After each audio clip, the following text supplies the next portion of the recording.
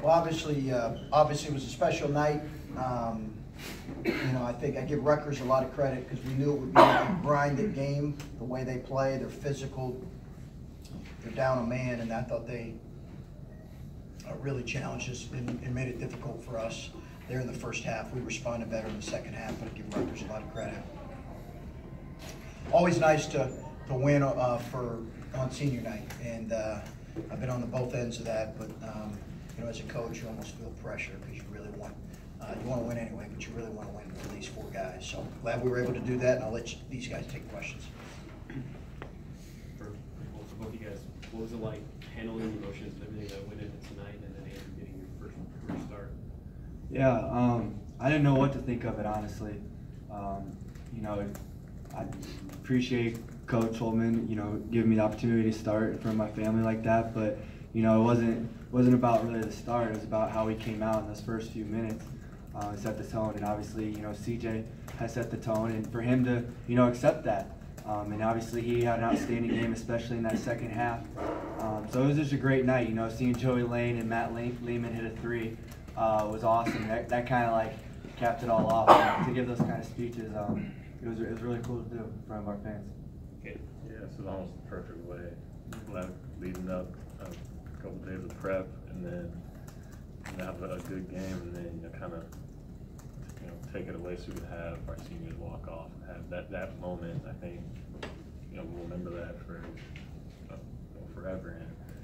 And those talks at the end, that was real. That was just a lot of emotion.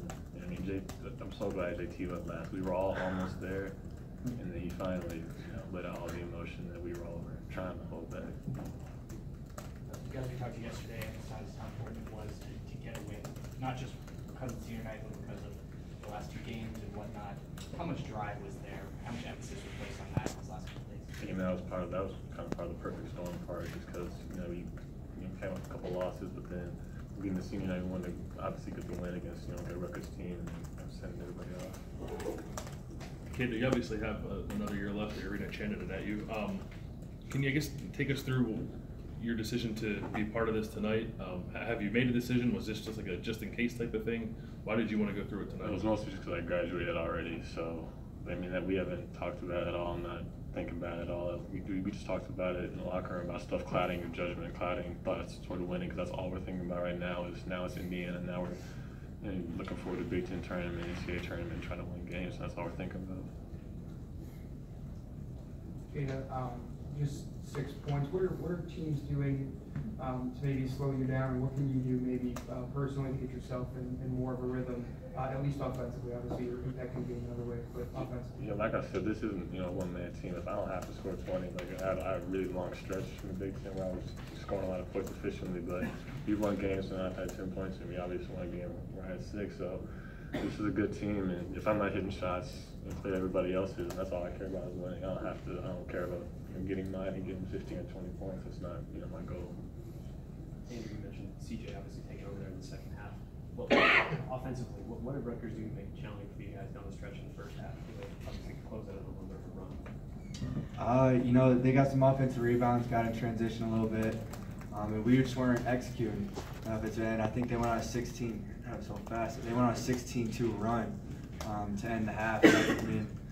That was huge, and we knew that they've come back on team and made it a really competitive game. So we it wasn't really a surprise to the coaching staff because they kind of emphasized it. It comes back to Coach Holtmann being a psychic, because we literally talked about they come back from big margin leads. So for us to get that start in the second half was crucial, and CJ Jackson got us going.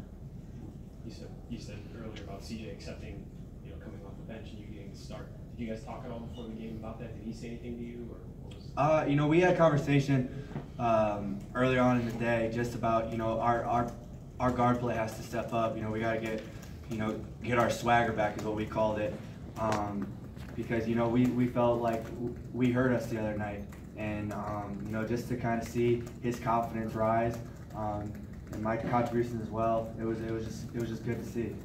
Andrew, obviously I don't ask you to compare the two, but this is your second senior night now, and obviously we know where you were at before. Yeah. Is this like a weird feeling or a different feeling than maybe before? And what were your emotions? We need to talk to you after. What were your emotions playing up in Ann Arbor on Sunday? It's your second one.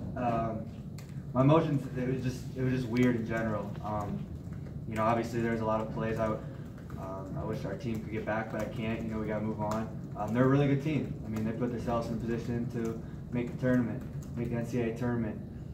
You know, like what was so great about this game was after it was like a one-day prep, so we were eager to get back out on the court and, you know, try to get that bitter taste out of our mouth. And you know, the first one, I don't know if you could compare the two, because it's just such a different, I mean, literally a different situation. But you know, this time I'm actually playing. Like, I knew I was going to have an opportunity. I was hoping I was going to have an opportunity to play my 5th year and try to contribute. Like last year, I contributed just by voicing my opinion. Like this year, you know, I mean, the nut house goes crazy for me every time I chuck it. Like, that stuff's special. That stuff, like, I'll remember and cherish probably for the rest of my life. So it's really cool, and it's a lot different. 2 more for the players. When they went on that run at the end of the first half, Caleb was not on the floor. He came back, and you guys had that good run to start the second half. It didn't seem coincidental. It seemed like he was really going tonight, and that he's becoming a sort of more important. I know he's always been important, but just what have both of you seen out of Caleb and his progression this year, and do you feel him becoming sort of a guy teams are keying on that's opening things up for everybody else? Yeah, he's definitely a big part of our team, obviously, and he's a big body. So, like, it's hard for one person to try and stop him. He's trying to box him out. I think he had 3 offensive boards, and they were pretty crucial in the game. So, I mean, he keeps getting better and better. He's only a freshman, and I mean, it's every game I feel like he's getting better and better. It's just going to be nice to watch his development. How about for you, Andrew?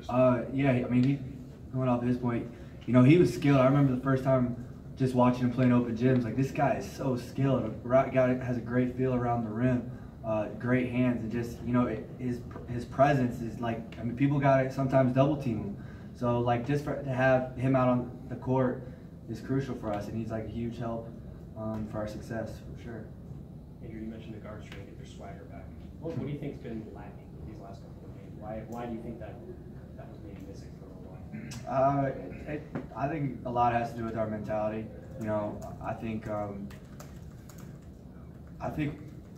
CJ does a great job. I mean, he's had an unbelievable year, I think, in my eyes. You know, averaging what he is, and, you know, leading this team to a 14-3 record. And I couldn't be more happy for him to have this night because, you know, there's bumps and bruises throughout the course of the year, and, you know, we got exposed a little bit up in Ann Arbor and Penn State, and that's unacceptable. That's not how we got to this position. You know, getting Keita the ball, making plays for our teammates and for ourselves. Like, that's why we are where we are, making plays on both ends of the court.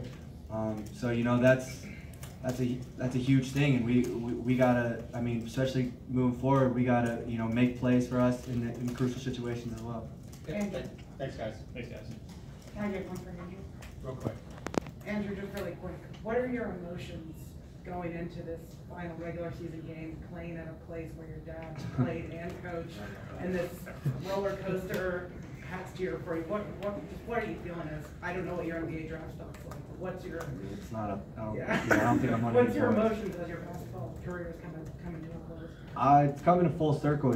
You know, playing at Indiana is where I grew up, where I was born, where I came back for 7th and 8th grade when my dad was a coach, and obviously playing there, so I know the history of it, as Coach Holtmann probably does. So, you know, it's a meaningful game, but it's just like any other game. You know, we're trying to put ourselves in the best position moving forward to get to 15-3. Like, that's it. You know, like, throw all emotions aside. Coach Holtmann played against Butler. I played against Michigan. Like, throw this out the window. Let's go. It can't get any weirder than that. So. All right, thanks, guys. Thanks, guys. True statement next.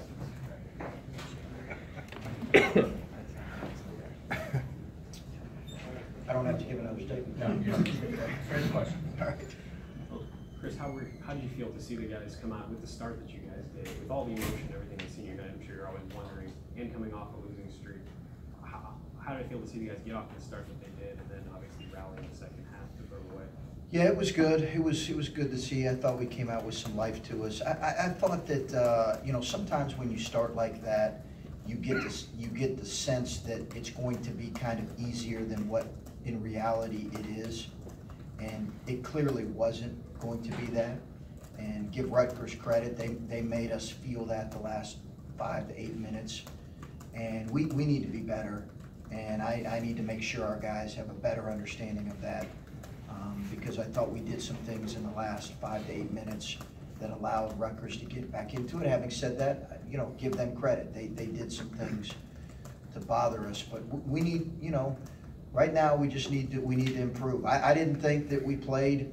I thought we had some really good stretches of play here today. I thought we had some good stretches of play at Michigan. And I did not feel like that against Penn State. But you know, right now we're just trying to have a few more good stretches. And how important was it in that stretch for Cam to play the way that he had? He seemed to maybe play with as much confidence as we've seen in a while. He did. You know, playing at home probably helps with that, just the comfort level. He had some really good looks against Michigan that he's normally going to make. But the deal with Cam, as always, is he's got to continue to help us on both ends, so that we can keep him, you know, on the floor, because he's a real weapon when we can do that. But you know, teams are going to continue to try to go at him on the other end. He's got to continue to challenge himself defensively.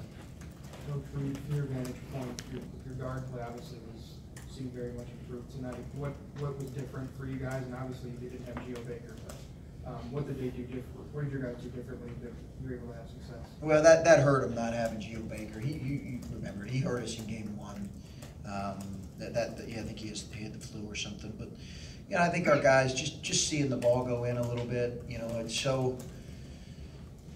You know, young people today, they sometimes have a hard time recovering from tough stretches in a game or in play, and I just see the ball go in was good for them. But you know, we need to. That's an area we need to get better in too. Guys got to be able to play through, you know, the ups and downs of a game a little bit better. But I thought CJ really responded in the second half and gave us a major lift when we needed it. And it's part of the reason I started him, because I felt like we needed that from him. I guess along those lines, what was starting Andrew and Cam not just the senior day thing? Was it maybe just trying to shake things up a little bit? You know, I had thought about maybe bringing CJ off the bench just to kind of relax him maybe a little bit, and you know, he needs to play better. But I don't think I was probably going to go in that direction. This was 100% senior day stuff right now. Not every coach does it, and I almost didn't do it until I had a former player that was on my coaching staff my first year. I don't know if I told you this or not, but he kind of said, "Hey, coach, this is a big deal to players." So I started doing it my first year. It seemed like your perimeter guys did a really good job of penetrating today and getting. You had like 44 paint points, so it wasn't like it was all Caleb and JT. Was that just how the game went for you guys, or was that a directive that like CJ and Andrew in particular need to start getting some penetration? Well, I think that was more how they were playing, and I think it's also a byproduct in some cases of the attention that like Keita is getting. They just don't leave his body. They don't help off him. If he's in a gap, the gap's going to be bigger because they're so tight on Keita. And I thought our guys made some good plays in transition.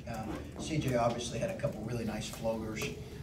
He's got to continue to drive and look to score, drive and spray it. But we want to continue to do that. Again, we have to play tougher and with more force across the board, and that's part of that. And when teams are kind of really trying to big boy us and being really physical, you know, you got to make them pay by getting paint touches and using your dribble. That's something we got to continue to work on. Chris, Cardell Jones was here tonight. I know you guys had Jonathan Hankins, Corey Winsley, you guys in Penn State last week. What does it mean to you, and how important is it to this program for you guys to have the support of not only former basketball players, but former football players and athletes in other sports? That's great. You know, I think we're in this thing together, and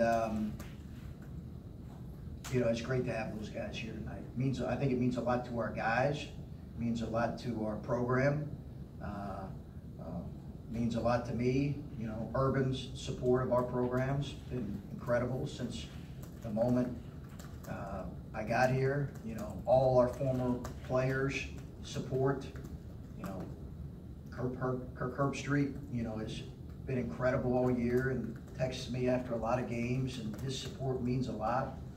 I think Buckeye Nation is big and strong, and they're proud of this group for what they've accomplished, and they've enjoyed watching them, and hopefully that continues. Well, what exactly, or how limited is Caleb right now? I mean, are you kind of holding your breath every time you go look for a rebound? Or? Caleb? Yeah. But 2 and 3 games is kind of, let's just hope it's coincidence, kind of a freakish thing.